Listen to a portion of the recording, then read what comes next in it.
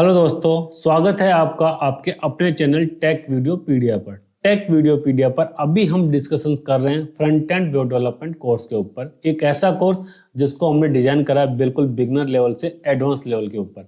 Beginner level से हम क्यों बोल रहे हैं? क्योंकि बिल्कुल स्क्रैच से डिजाइन करा हुआ कोर्स है, जिसके अंदर की आपको ऐसी कोई प्रीरिक्विजिट नहीं है कि आपको HTML की नॉलेज होनी चाहिए या किसी पर्टिकुलर वेब डेवलपमेंट की टेक्नोलॉजी की नॉलेज होनी चाहिए। वेबसाइट्स के डिफरेंट कंपोनेंट्स के बारे में भी आपको पता होना चाहिए। ऐसा कुछ भी नहीं है, क्योंकि एक वेबसाइट क्या होती है, वेबसाइट डेवलपमेंट क्या होता है, वेबसाइट डेवलपमेंट में कौन कौन से कंपोनेंट काम में आते हैं, एक वेबसाइट के कंपोनेंट क्या क्या होते हैं, वेबसाइट के अंदर किस तरीके से डिफरेंट कंपोनेंट, सर्वर क्या होता है, क्लाइंट क्या होता है, TCP IP क्या होता है, ब्राउजर क्या होते हैं, कि जितने भी कंपोनेंट यूज में आने उन सब के ऊपर हमने ब्रीफली स्टडी करा है अभी तक के हमारे कोर्स के अंदर। जिसके अंदर की HTML की जो कोर टेक्नोलॉजीज हैं, जिसके ऊपर HTML आती है, CSS एंड जावास्क्रिप्ट, तो सबके ऊपर हम डीपली स्टडी कर रहे हैं बिल्कुल स्क्रैच से।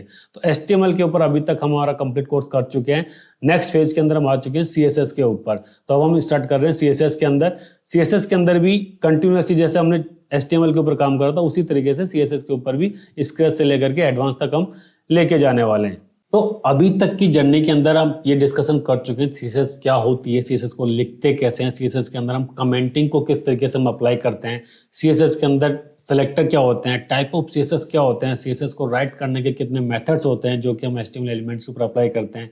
ये सब डिस्कस करने के बाद में हमने डिस्कस करा CSS का बॉक्स मॉडल क्या होता है, कि किस तरीके से कोई भी HTML एलिमेंट को हम बॉक्स के अंदर कन्वर्ट करते हैं, कुछ बाय डिफॉल्ट बॉक्स मॉडल पे ही काम करते हैं। ये सब डिस्कस करने के बाद में किसी भी बॉक्स की या किसी भी HTML एलिमेंट का बैकग्राउंड कैसे सेट करते हैं, उसका बॉर्डर कैसे सेट करते हैं, टेक्स्ट की आउटलाइनिंग कैसे सेट करते हैं, टेक्स्ट के अंदर पैडिंग, मार्जिन और ये सब कुछ हम किस तरीके से डिफाइन करते हैं। उसके बाद हमने डिस्कस करा कि किस तरीके से horizontal spacing of any type of CSS box model हम किस तरीके से डिफाइन कर सकते हैं with the help of float. Float क्या यूज कर सकते हैं हम हॉरिजॉन्टल के लिए, लेकिन वर्टिकल स्पेसिंग हमें करनी हो तो वर्टिकल स्पेसिंग के हम यूज करते हैं पोजीशनिंग एट्रीब्यूट को। तो किस तरीके से हम पोजीशनिंग एट्रीब्यूट को यूज करते हैं आज के वीडियो में यही डिस्कस करने वाले हैं। तो आइए शुरू करते हैं आज का वीडियो पोजीशनिंग एट्रीब्यूट के ऊपर।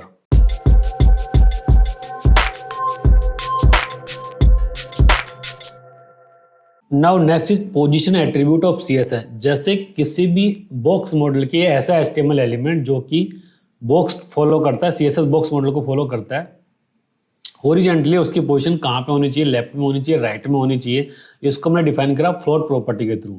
लेकिन फ्लोट प्रॉपर्टी वर्टिकल काम नहीं करती, वो हमेशा हॉरिजॉन्टली काम करती है। तो वर्टिकली पोजीशनिंग को हमें सेट करना हो तो वो किसके थ्रू कर सकते हैं? वो करते हैं पोजीशन एट्रीब्यूट के थ्रू। अब पोजीशन एट्रीब्यूट कैसे काम करती है? जैसे मान लीजिए कि हमारे पास में HTML कंटेनर हो गया ये। अभी जो HTML कंटेनर आ गया उसके पास में हमारे पास देखिए जो ऊपर ये हमारा ब्राउजर की हेडर आ गया है, ये हमें कितना लेफ्ट टॉप से छोड़ना है, कितना राइट से हमें स्पेस छोड़ना है, कितना हमें लेफ्ट से स्पेस छोड़ना है और कितना हमें बॉटम से छोड़ना है। ये सब कुछ डिफाइन करता है कि कंटेनर की बाहर वाला जो कंटेनर हो गया ये हमारा ब्राउजर का मेन कंटेनर हो गया, ये कंटेनर। अब ये सब कुछ अप्लाई होता है किसी भी HTML के CSS बॉक्स मॉडल के ऊपर। जैसे मान लीजिए कि हमें क्या करना है, किसी भी एक बॉक्स को सेट करना है इस जगह पे, तो हमें क्या डिफाइन करना पड़ेगा भाई, टॉप से कितना दूर है वो और लेफ्ट से कितना दूर है। उसी तरीके से अगर मुझे इसको यहाँ डिफाइन करना पड़ेगा तो मुझे ये देखना पड़ेगा कि राइट से कितना दूर है और बॉटम से कितना दूर है। एग्जाम्पल के लिए हम इसको चेक करें तो देखिए ये हमारे पास में प्रॉपर्टी है, तो देखिए ये सब कुछ आया तो नीचे ये हमारे पास में एक लिंक डिस्प्ले में आ जाता है कि ये कब दिख रहा है कि ये बिल्कुल बॉटम में ही है और लेफ्ट के अंदर ये वाला मेरा हमेशा फिक्स रह रहा है, जबकि हमारे पास में ऊपर ये था लेकिन आ जाता है ये वाला चीज। उसी तरीके से टेक वीडियोपीडिया के अंदर सब कुछ हमारे पास में डिफॉल्ट में ये था लेकिन मेन्यूज हमेशा फिक्स रहते हैं। तो इस तरह की कंडीशंस को अप्लाई करने के लिए हम इनको यूज करते हैं पोजीशनिंग एलिमेंट्स का। अब पोजीशनिंग एलिमेंट्स के अंदर हमारे पास में जो प्रॉपर्टी होती है वो कितनी होती है, ये हमारे पास में कुछ बाय डिफॉल्ट वैल्यू जो इसकी होती है वो होती है स्टैटिक। सबसे पहले स्टैटिक, अगर आपने कुछ भी डिफाइन नहीं कर रखा तो उसकी पोजीशन होगी स्टैटिक। उसके बाद में आते हैं रिलेटिव, उसके बाद में आती है आपकी फिक्स्ड, देन आते हैं आपके पास में एब्सोल्यूट। रिलेटिव हो गई, फिक्स्ड हो गई, एब्सोल्यूट हो गई है। उसके बाद में आती है हमारे पास में स्टिकी। इन सब के अंदर क्या होता है, रिलेटिव तो काम करती है स्टैटिक की कोरोस्पोंड के अंदर कि आपका स्टैटिक कहाँ पर है, कहाँ पे नहीं है। फिक्स्ड का मतलब है कि आपने जो डिफाइन कर दिया है उससे हिलेगा डुलेगा नहीं बिल्कुल भी। एब्सोल्यूट का मतलब है जो पोजीशन आपने दे दी है वो उस जगह पर रहेगा, भले आपकी एलिमेंट की पोजीशनिंग कहीं पर भी हो, मतलब HTML के अंदर कहीं पे भी आपने उसको यूज कर रहा हो। और जो स्टिक की यूज होती है वो बेसिकली आता है आपके पास में रिलेटिव एंड फिक्स्ड के बीच का। किस तरीके से इसको इम्प्लीमेंट करते हैं, जैसे ये हमारे पास में पोजीशन एट्रीब्यूट ऑफ CSS आ गया और ये इसको हमने डिफाइन कर रखा है, ये यहाँ पे पेस्ट हो गया। अब इसके ऊपर एक पैराग्राफ टाइप कर देते हैं lorem। तो अब देखिए इसके जस्ट नीचे ये चला जाता है, ये कि ये जो था इसके जस्ट नीचे चला गया, तो ये स्टैटिक था वही, ये जब का कंटेंट जैसे खत्म हुआ तो ये इसके ऊपर आ गया। अब इसको जैसे मैं थोड़ा सा बड़ा करूंगा, थोड़ा ज्यादा टेक्स्ट जैसे मैं टाइप करूंगा इसके अंदर तो उसके अकॉर्डिंग इसकी वैल्यू चेंज हो जाएगी। अब जो मेरे पास है पोजीशन डिफरेंट डिफरेंट काम करते हो किस तरीके से करती हैं, उन सबको हम डिस्कस करते हैं। सबसे पहले हम देख लेते हैं स्टैटिक तो हो ही गया।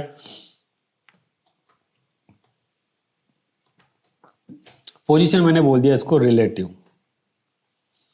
रिलेटिव से पहले मैं बोल देता हूँ फिक्स्ड, ताकि हमें रिलेटिव और फिक्स्ड का डिफरेंस पता लग जाएगा।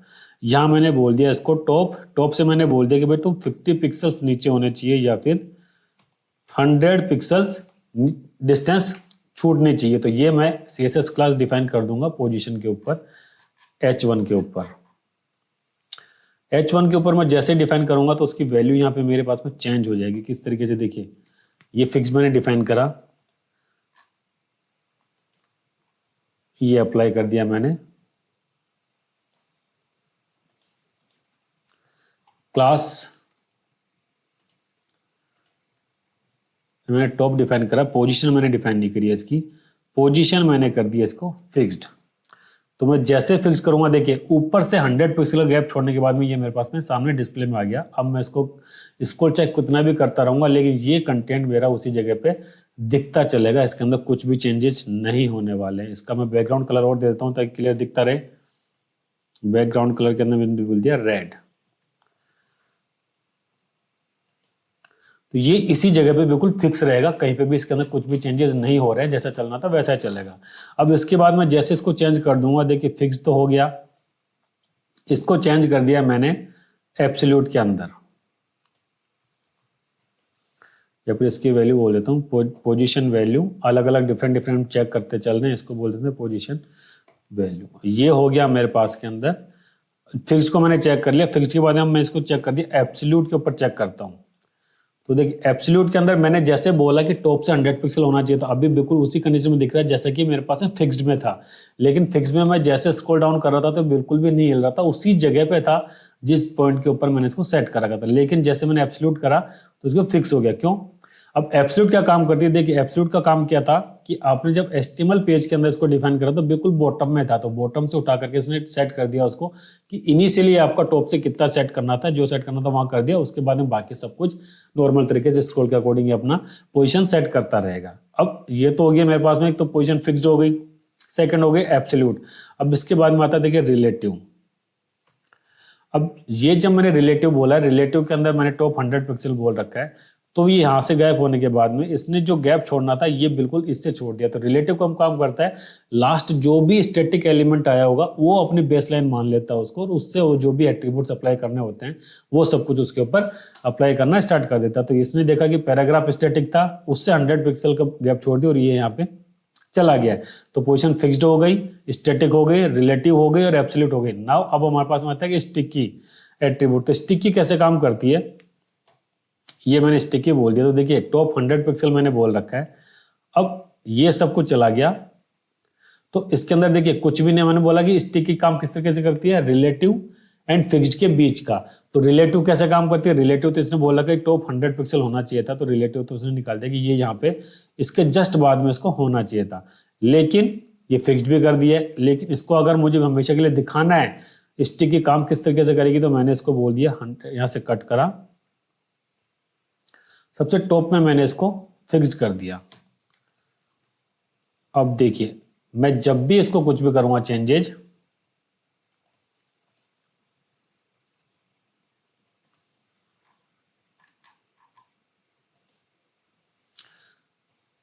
तो जैसे मैं इसके ऊपर कोई भी चेंजेस करने वाला हूँ तो पोजीशन हमेशा एट्रीब्यूट मेरा दिखता ही रहेगा। कितनी दूरी पे दिखने वाला है कि उतना मैंने इसको डिफाइन कर दिया है। इसको मैंने चेंज कर दिया, स्टिकी को 100 पिक्सल को मैंने 10 पिक्सल कर दिया, तो ये 10 पिक्सल के ऊपर हमेशा दिखता रहेगा। तो किस तरीके से काम कर रहा है देखिए, रिलेटिव तो इसने इस तरीके से काम कर रहा है कि उससे कितना मुझे स्पेस छोड़ना था जो कि लास्ट पॉइंट था, और स्टिक की हमेशा के लिए फिक्स कैसे कर दिया। अब जैसे जैसे जाते जाओगे तो ये यहाँ पे फिक्स रहेगा, इसके आगे पीछे का कुछ भी काम नहीं करेगा। लेकिन बाय डिफॉल्ट इसकी वैल्यू कितनी थी, जो गैप हमने छोड़ रखा था उससे तो हट गया है, लेकिन जैसे स्क्रॉल करते हैं तो ऊपर टॉप में चला जाता है जितना कि इसको रहना चाहिए। इसने टॉप 10 पिक्सल छोड़ना था, 10 पिक्सल के ऊपर छोड़ता है, बाकी सब कुछ ये आगे पीछे होता रहता है। तो ये इस तरीके से हमारे पास में डिफरेंट डिफरेंट पोजीशंस हैं जो कि ये हमारा काम करता है कि कितना किसके ऊपर गैप होना चाहिए, कितना नहीं होना चाहिए। पोजीशन कैसे वर्टिकली सेट करते हैं ये सब किससे डिफाइन होता है, पोजीशन से। और हॉरिजॉन्टली सेट करते हैं हम फ्लोट के साथ में। अब ये जो पोजीशन एट्रीब्यूट है वो बेसिकली काम कहाँ पे करते हैं, जब हम मेन्यूज को डिफाइन करना होता है या किसी पर्टिकुलर एलिमेंट्स को हमेशा ऑलवेज विजिबल रखना पड़ता है हमारे HTML पेज के ऊपर या वेब पेज के ऊपर, तो उस कंडीशन में हम इसको यूज करते हैं। बेसिकली जैसे हेडर के अंदर मेन्यूज दिखाने हो गए, बॉटम से मुझे टॉप पे जाना है, ऐसे कुछ पॉइंटर सेट करने रह गए, उस जगह पे इनका हम यूज करते हैं। ओके।